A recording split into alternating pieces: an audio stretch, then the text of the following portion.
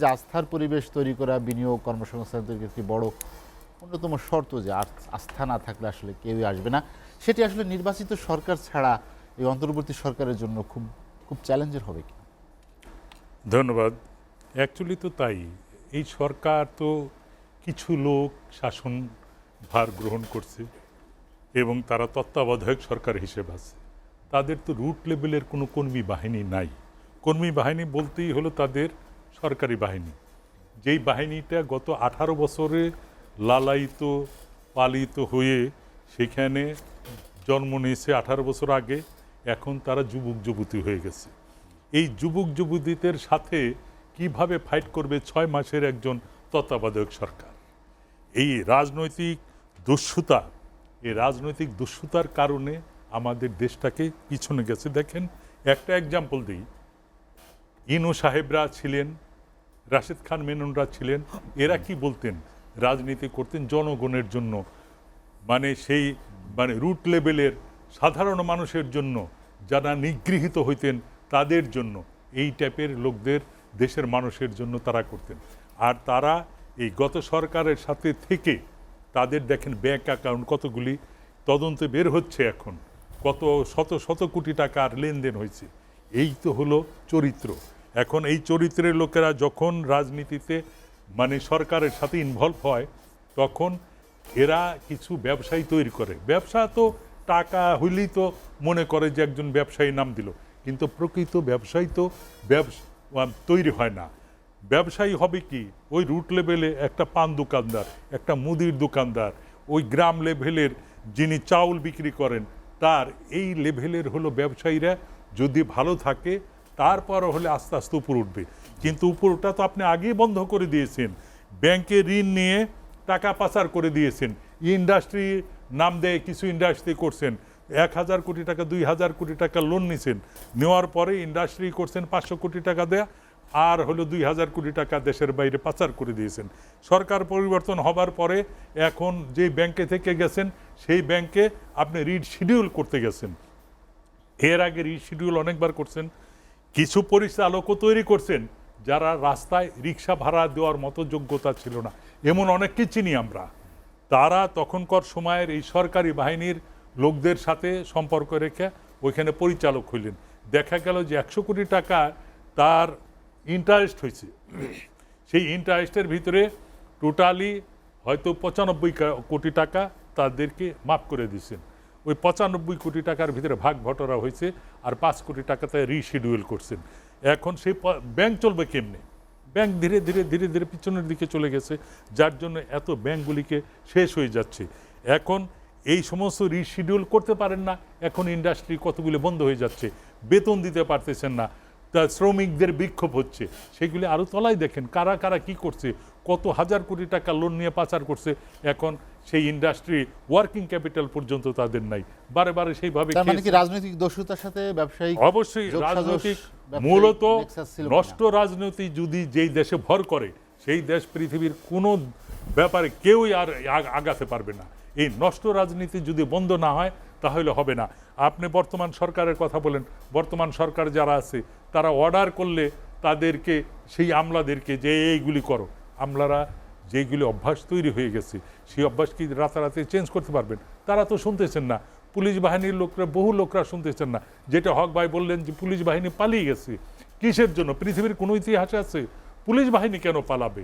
কিন্তু আমরা তো দেখেছি একজন সন্ত্রাসীর কাছে যে নিরাপত্তা পাওয়া যাইত, কিন্তু পুলিশের কাছে নিরাপত্তা পাওয়া যেত না। তখন মনে হয়তো যে পুলিশে, ওই যে বলে যে পুলিশের চুলে কত ঘা, আমি জানি না সেটা ওই কাউন্টের ভিতরে পড়ে কিনা। থানায় গেলে একটা সময় 111-এর সময় থানায় গেলে চা খাওয়াইতো, এরকমও শুনছি, বসাইয়া তার সব সহযোগিতা করতো 111-এর সময় আর্মিদের চাপের জন্য।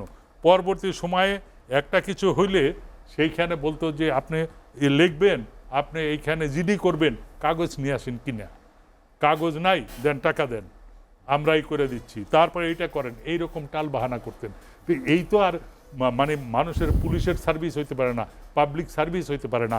আমি যদি নিরাপদ না পাই, আমি যদি ঠিকভাবে চলতে না পারি, আমার ব্যবসা বাণিজ্য আমি রুট লেভেল থেকে তৈরি হয়ে আসব, যেটা স্মল অ্যান্ড কটেজ ইন্ডাস্ট্রি বলা হয়। পৃথিবীর সব ভাই, জায়গায় আছে। আমি আপনার কাছে আবার আসবো। মিডিয়াম ইন্ডাস্ট্রিগুলি, স্মল মিডিয়াম ব্যবসায়ীরা যদি আগাইতে না পারে, এই লুটপাটকারী আপনি সে আজকে দেখলাম কি যেন সে বেক্সিমকো ফার্মা 20,000 22,000 কোটি টাকা করোনার ওই যে টিকা, জি, জি। করোনার টাকা নিয়ে গেছে। ফার্মা না, বেক্সিমকো গ্রুপ।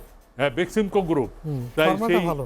এইটা যে নিয়ে গেলেন, এই টাকাটা, ওই টাকা 22,000 কোটি টাকা যদি সাধারণদের মধ্যে, স্মল অ্যান্ড মিডিয়ামদের ভিতরে যদি ডিস্ট্রিবিউশন করা হতো, তারা 22 লক্ষ কোটি টাকা তৈরি করে ফেলতো 10 বছরে। তো যার জন্য আপনি তো লুটপাট করছেন, আর উনরা ওর কাজের জন্য পায় নাই, আর ওনাদেরই দোষারোপ বারে বারে করছেন। কেন ব্যবসায়ীদের কেন দোষারোপ করবেন? ব্যবসায়ী, জেনুইন ব্যবসায়ী দেখেন, তারা কখনো ব্যাংকেও যায় না, লুটপাটও করে না, আর কোল্যাটারাল সিকিউরিটি দেওয়ার মতো তাদের অ্যাবিলিটি নাই। আর ওনাদের কাগজ বানাইয়া ওই যে উপরের, যেহেতু আমি ব্যবসায়ী, আমি একজন রাজনৈতিক দুঃস্থতার ব্যাপারে খুব এক্সপার্ট, তার কথায় বাস ফাইল দিয়ে দিলেন, সাথে সাথে ব্যাংকে থেকে সব হয়ে গেল। জিয়ারুল হোসেন, আমি আপনার কাছে আবার আসবো। দুঃস্থতা কমাইতে হবে আপনাদের। রাজনৈতিক দলগুলোর প্রতি তার একটি আহ্বান, রাজনৈতিক দলগুলো একটু ঐক্যমত্যে পৌঁছাবে সেই প্রত্যাশা তার। যেমন রাজনৈতিক সংস্কার, সেটি বেশি সবচেয়ে গুরুত্বপূর্ণ কিনা, ফোকাসটা সেখানে কিনা, নাকি মনোযোগ অন্যদিকে? ধন্যবাদ। অ্যাকচুয়ালি ওই যে বিখ্যাত একটা কবিতার দুইটা লাইন না বললে হয় না। এতদিনে বুঝি তার ঘুচে গেছে আশ, খুঁজে খুঁজে ফিরে তবু বিশ্রাম না জানে কভু, আশা গেছে যাই নাই খুঁজার অভ্যাস। আমাদের অবস্থাটা এরকম হয়েছে যে এক পাগল, সে সারা জীবন পরশ পাথর খুঁজে গেছে, নুড়ি পাথর জোড়া। খুঁজতে খুঁজতে তার আশা চলে গেছে, বুড়া হয়ে গেছে, কিন্তু তারপরে খুঁজে বেড়াচ্ছে, যেহেতু ওই যে খোঁজার অভ্যাসটা রয়ে গেছে। তা আমাদের ব্যবসায়ীদের এই রকম যে আমরা ভালো চাই, রাজনীতিবিদদের কাছে এইটা চাই ওইটা চাই, এখন পাচ্ছি না। দেশ স্বাধীনের পরে এই দেশ তো ঘুরে দাঁড়ানোর কথা, কোথায় চলে যাওয়ার কথা, কিন্তু ওই যে আমাদের অভ্যাসটা রয়ে গেছে, এখনও তাদের কাছে চাই রাজনীতিবিদদের। কিন্তু রাজনীতিবিদরা শুদ্ধ হয় না, ক্ষমতার সব কিছুর কাঠামো তৈরি করে রাজনীতিবিদরা, শাসন ব্যবস্থা রাজনীতিবিদদের কাছে। তারা পথ দেখাবে, ব্যবসায়ীরা ব্যবসা করবে, এমপ্লয়ার তৈরি করবে, দেশ উপরের দিক উঠবে। এই যে হক ভাই যে বললেন, এইখানে আমাদের এইখানে যদি সায়েন্সিস্টের, এইখানে কারিগরি শিক্ষা, এখানে কোনো এতগুলি লোকের ভিতরে একজন ভালো সায়েন্সিস্ট হয়, সায়েন্সের ছেলেপেলেরা পড়াশোনা করে, কোনো কেউ ওইভাবে এগিয়ে আসে? আপনি জানেন যে জিঞ্জিরার প্রোডাক্ট একটা সময় বিকল্প প্রোডাক্ট ছিল, তাদেরকে প্রমোশন করেছে? আপনি ধুলাই খালে দেখেন, যে কোনো গাড়ির যে কোনো পার্টস নষ্ট হয়ে যায়, পাচ্ছেন না, ওদের কাছে গেলে কোনো না কোনোভাবে ওরা একটা মেকআপ করে দেয়। তো এইগুলি তো মেধা ছিল, এই মেধাগুলিকে আমরা কাজে লাগালাম না কেন? এই শুধু রাজনৈতিক দুর্বৃত্তনের সাথে কিছু ব্যবসায়ী দুর্বৃত্ত আছে, এই ব্যবসায়ী দুর্বৃত্তরা মিলে ঝিলে দেখাইতো যে ওরা করে ব্যবসা আর ওরা করে রাজনীতি, দুইটার একটাও দেশ উপযোগী না, দেশের মানুষের কল্যাণের জন্য কিছু করে না। এইখানে যদি শুদ্ধতা না হয়, করতে চাই, কোনোভাবেই শুদ্ধতা না হইলে আগাতে পারবে না দেশ।